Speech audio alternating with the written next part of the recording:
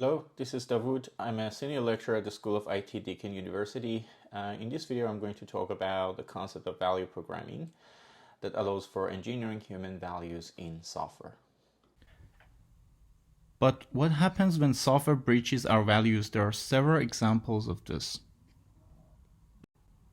A very well-known example of breaching human values is the price gouging in the event of Hurricane Irma, where people trying to escape from a life-threatening situation had to pay a much higher price for their tickets.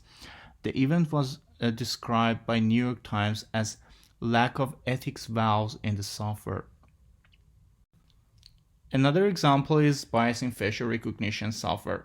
In fact, a study has shown higher rate in detecting darker-skinned women compared to lighter-skinned men in facial recognition software. Of course, using such algorithms in different software systems can spread the bias. To mitigate value breaches and biases in software, we have proposed the notion of value programming, which is a measurable integration of human values in software code and related artifacts. Value programming relies on three main pillars or principles. The first pillar is value annotation, which is about specifying the relevance of code elements such as classes and methods to different human values. The second principle is value inspection, which is about inspecting source code to detect conditions that could lead to potential value breaches and biases in software. We refer to such conditions as value smells.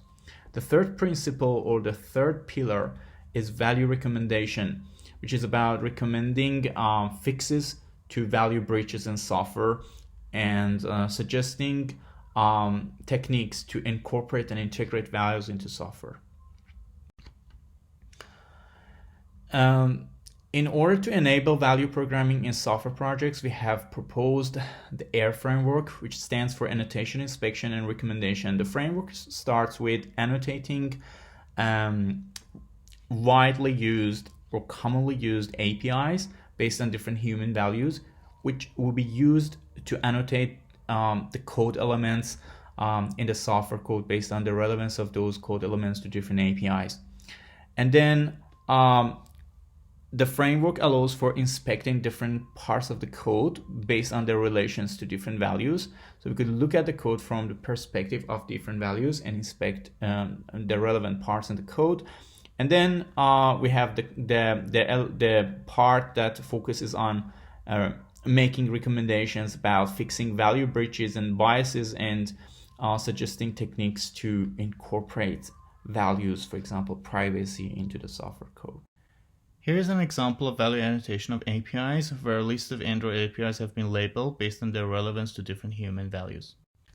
Here we have value annotated a class called notification service, which extends accessibility service. Because accessibility service relates to benevolence, universalism, self-direction, and security, therefore we have value annotated this class notification service as relevant to those values.